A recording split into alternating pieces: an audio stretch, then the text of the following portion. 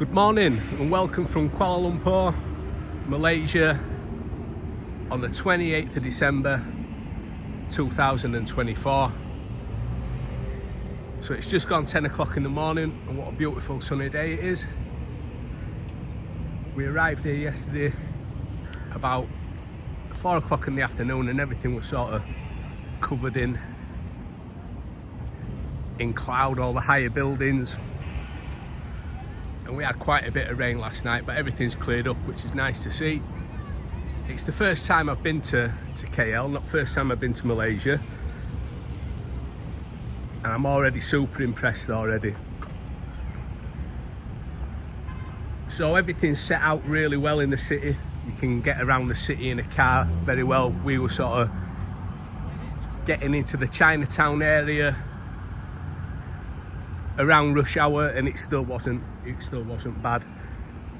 The lack of mass traffic on the road makes it really pleasant to get around. The ease of for Western tourists, English speaking tourists, everybody speaks English, so it's a breath of fresh air if you're coming from Thailand like myself. It's really nice to be able to communicate perfectly with everybody.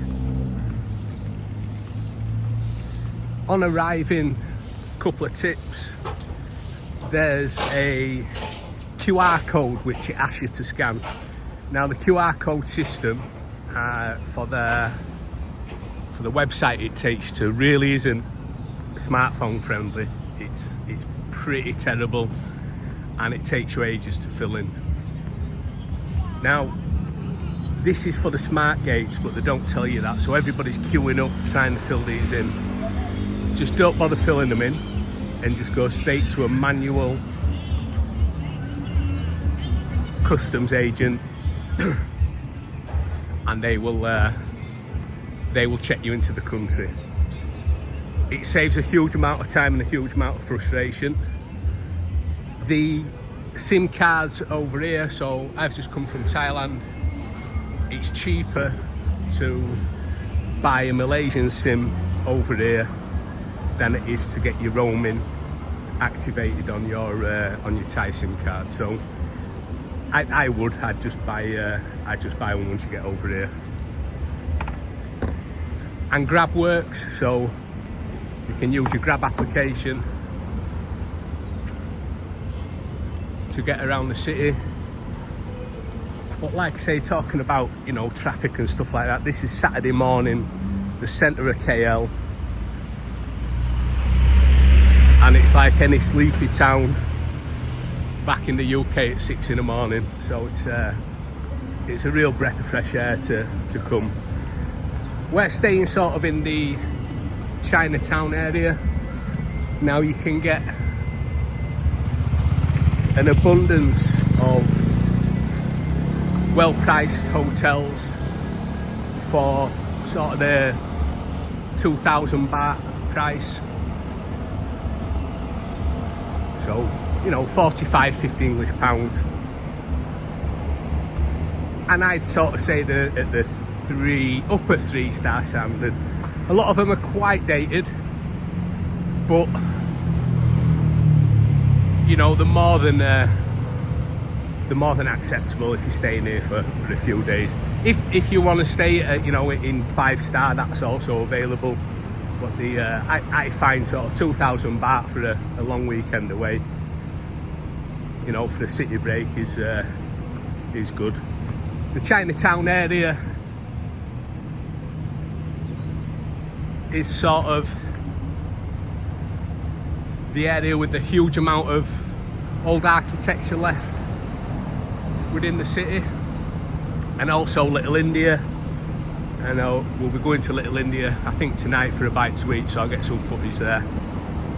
So this is day one KL, and we'll see what we'll get up to. I think there might be a flea market / second-hand market happening somewhere, so I'll be heading to that, and hopefully I'll be going for a bit of Muay Thai training either this evening or tomorrow evening.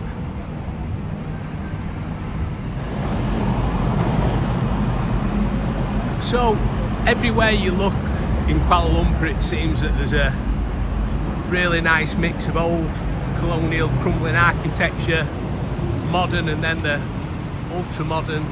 So just in the distance there's the Merdeka Tower, and it's 678 metres in height, so it's the second highest structure in the world.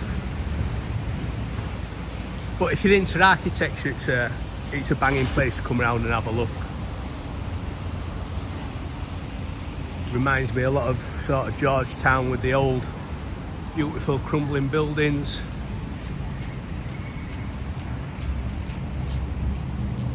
That are everywhere, and then just the modern skyscrapers popping up. You can see that they must have had a big building surge sort of in the 80s, because there's a lot of solid concrete 80s buildings. But they're fitting well, they really do fit in well. So this little area here is sort of India town.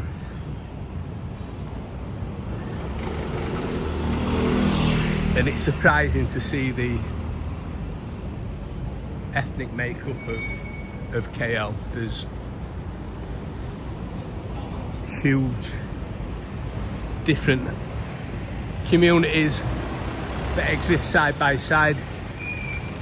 I just did have a little Google. Apparently there's 52 different ethnic groups that live in Malaysia, but a lot of them are sort of subcategories.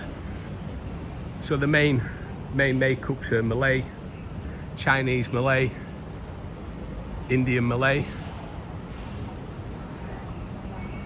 and then all the subcategories from them.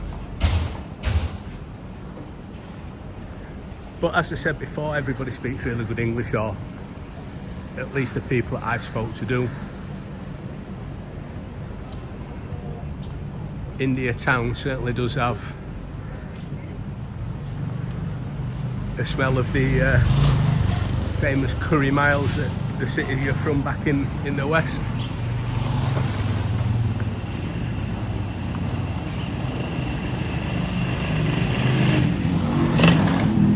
I was going to say it smells like India, but it doesn't. The food smells like India,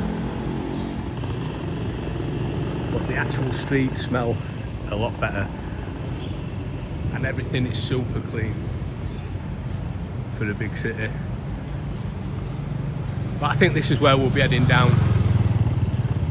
tonight for a bite to eat around here somewhere.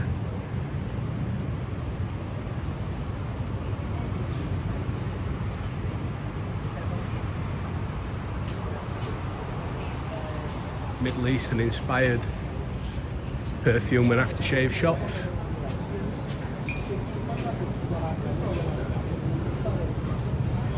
I love the smell of the Middle Eastern aftershaves, the oud and the sandalwood.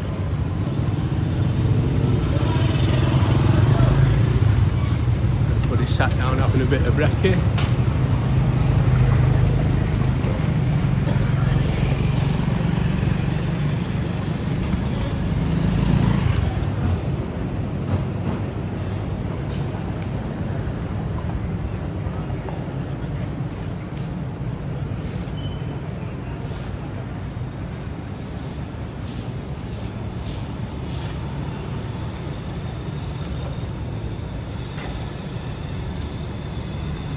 There's access to a lot of Indian food in Bangkok, but not in the area that I live. So I'm going to indulge a little bit. And if you want to eat good Indian food in Bangkok, it's quite expensive. I personally think for Indian food in Thailand, actually Pattaya is the place. I know Pattaya gets a bad rep for food, but for Indian food, it's got definitely the best in sort of the tourist cities of Southeast Asia, out of India.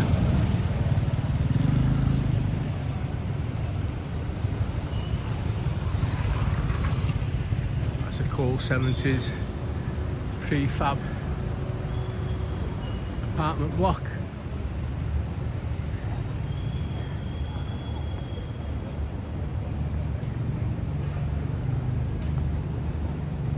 There seems to be quite a lot of Indian tourists here as well.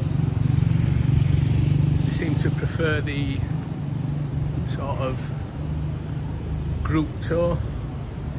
You seem to have a lot of buses driving about, coaches driving about with Indian tourists on. Huge gold souk.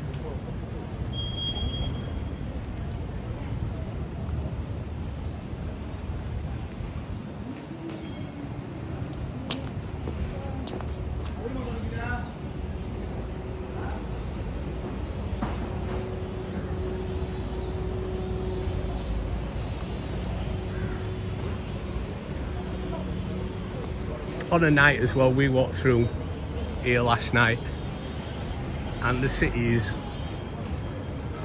completely safe. You know, I know there's dangerous places everywhere, but it feels even safer than Bangkok. And in Bangkok, I've never felt, you know, in any type of real danger, you know, so. And this place feels even safer.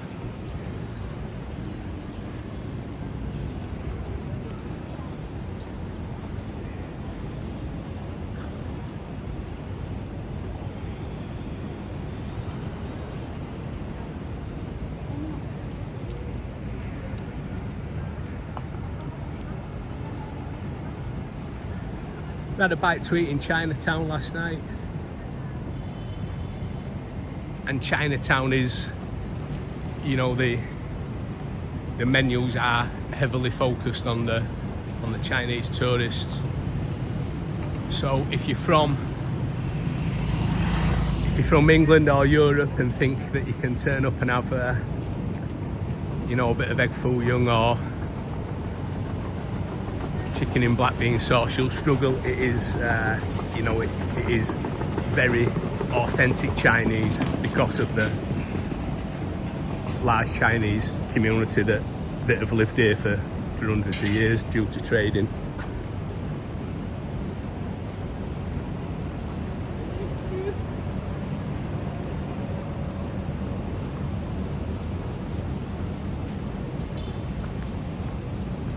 Not been on the SkyTrain system yet. I need to have a look at the map, see where we can get on that. But I have seen that there's a tourist bus service going around, which, even though some people might think are a bit cheesy, I quite like them. They're normally a good way if there's not heavy traffic to get around the city in a couple of days. We're here for 4 nights. So I think a day getting the hop on hop off bus trip would be worth money.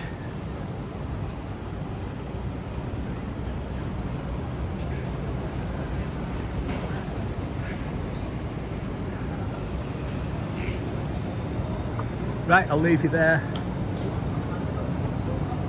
on a morning walk of India town, and we'll see where day heads after this.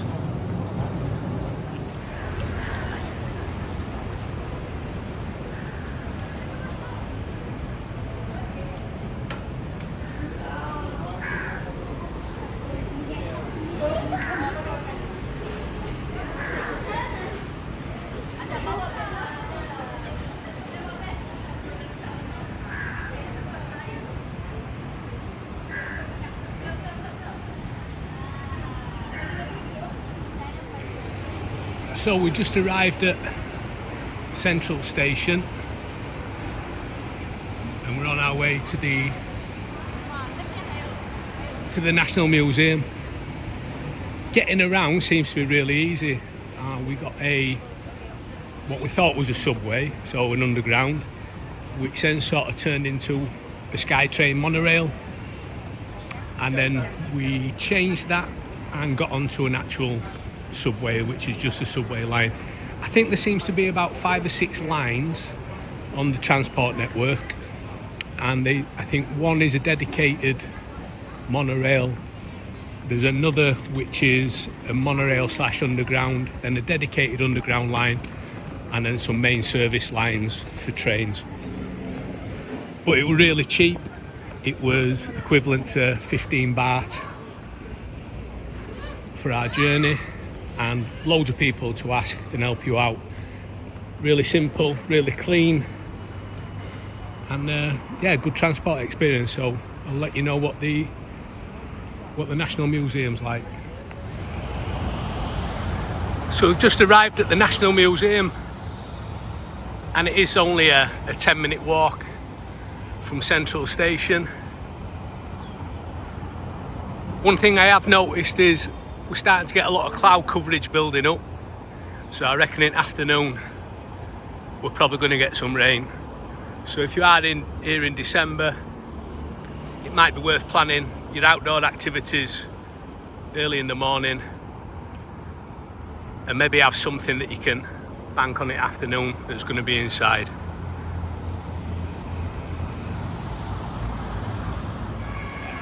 So I've just got in the National Museum now. I won't put much footage of the museum in because it's not for everybody, is it? Not everybody's into museums. But what I can say is it's 5 ringgit to get in, which is less than 50 baht. It's about £1 English, €1, $1. You know, it's super cheap to get in, and it's fully wheelchair accessible. And I think there's about 4 different halls. So I'll leave it there. I'll let you know how it was after we've had a walk round. And I might put odd little clip in, but not too much. So this is inside one of the main halls now. And you can see it's really well funded, even though the museum's not huge.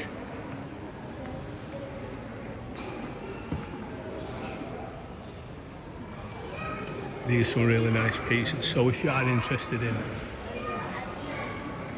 Malaysian history, and there's a huge amount of Chinese and Middle Eastern history, obviously from all the trade routes, it is worth coming to have a look. Like I said, just for an English pound or just over a US dollar and euro, you certainly won't feel like you've overpaid.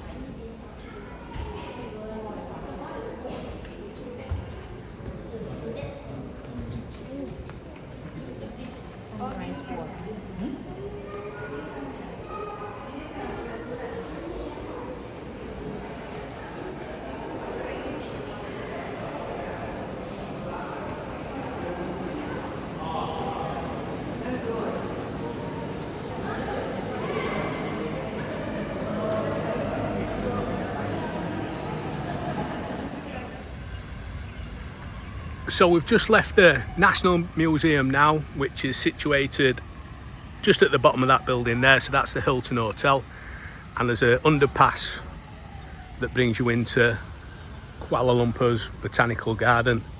It seems like there's quite a bit to see here as well if you're interested in gardens. So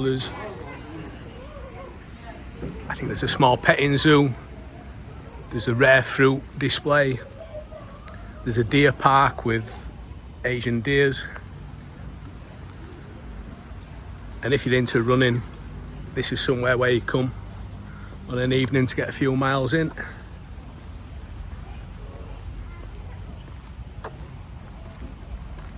So I think plan of action now is going to a second-hand mall. So years ago I sort of got into buying and selling collectibles, and that sort of changed into buying and selling antiques, but I always try to get to second-hand markets, flea markets, car boot sales whenever I get, go anywhere. And as with a lot of places around Southeast Asia, there seems to be some of these big second-hand Japanese shops and malls where they basically get second-hand produce, which is house clearance items from people that have died in Japan. They stick them in a shipping container and then sell them around various Southeast Asian countries, and it looks like Malaysia is one of them. So hopefully I'll be able to pick up a few little bits there, and then after that we'll be heading to Uncle Rodger's restaurant. So I presume some of you know who Uncle Rodger is, the famous Malaysian comic and YouTuber, and we'll be checking out his restaurant, which is situated in, I think it's Premium Mall. So I'll let you know how that goes on. So we've made it to, it's sort of like a failed shopping mall right on the outskirts of the city. So it looks like we've got a bit of a wedding going on here, and then there's sort of airsoft games. But the reason that we've come here is there's loads and loads of these second-hand junk shops, and to a lot of people these type of shops, they'll just look like a absolute nightmare, but they're just full of boxes and boxes of second-hand Japanese things. And over the years, visiting these places in different countries in Southeast Asia, I've actually picked up quite a lot of nice things that I've made some good profit on. So we'll have a look around, we'll see what we can find, but hopefully there'll be enough in here for me to root out some treasure and find some collectibles that'll pay for the trip. But I'll see how it goes. But certainly in this area of the city, the looks that we've had coming into this mall in the local area, I don't think they get any tourists at all around here.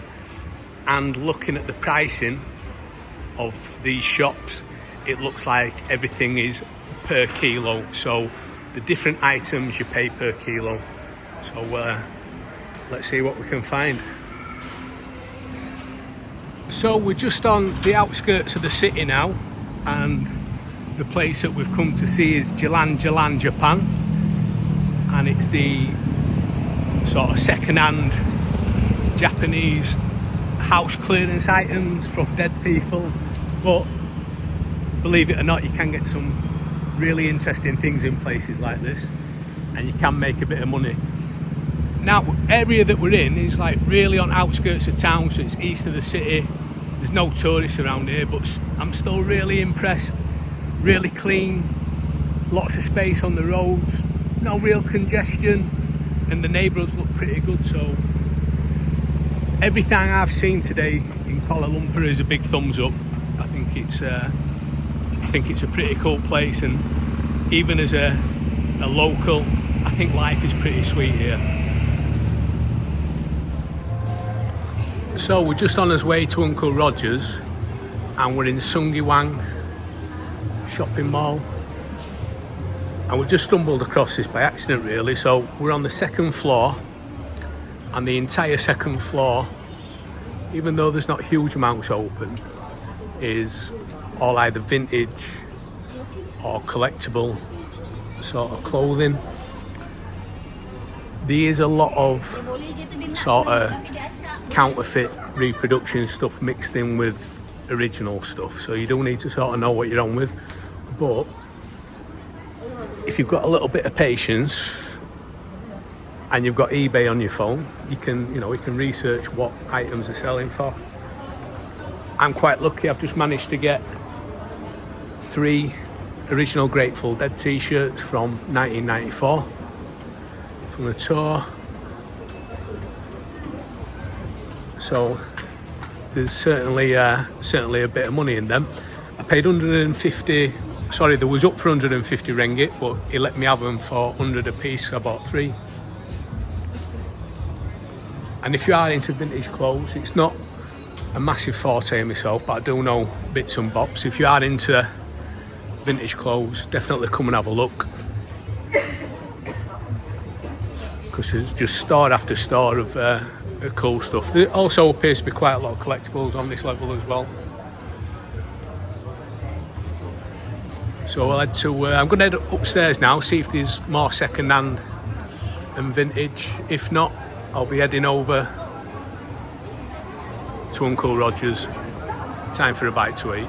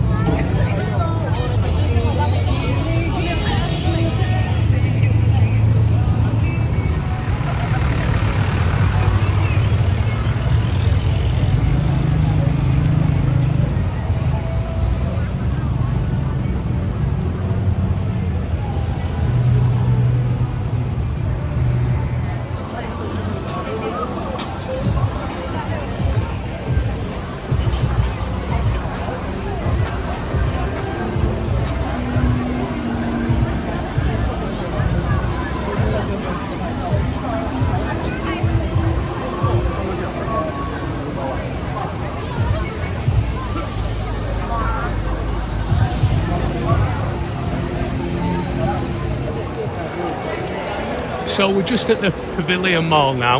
I thought I'd put this in. I find it quite interesting. So obviously we're in a Muslim majority country. It's Christmas, and it looks more Christmassy than anywhere probably in the UK. And I find it quite funny because I know even in London there's been a lot of sort of censoring around the word Christmas at Christmas markets. So, but it certainly doesn't look like anybody here is offended by a green tree and a bit of tinsel. It's all good to see.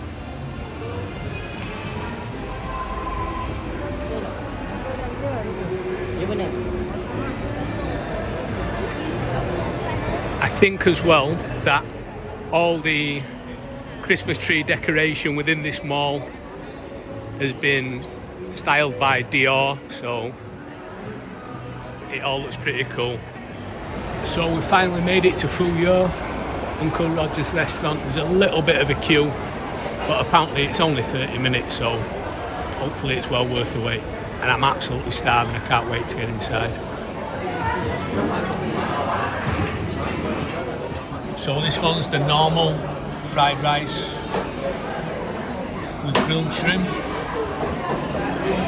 So this is the kimchi rice with grilled salmon fillet. And this is the spicy fried rice with grilled chicken. So we've just eaten at Uncle Rodger's. Was it worth it? I've got to be honest, no. It were the food was okay. The waiting time was not bad. Waiting time was 20 minutes, but the service was terrible. The service was really, really bad. The actual portion sizes of things like the chili were really small. There weren't enough, and they actually got the order wrong as well. I'm sort of glad I ate there, you know, to Uncle Rodger's. Would you find better fried rice in the old town? Yeah, you would, at a quarter of the price. But if you've got all the way to the end, thanks for watching, and I'll probably get a vid about Malacca in the next couple of days. Thanks again, cheers.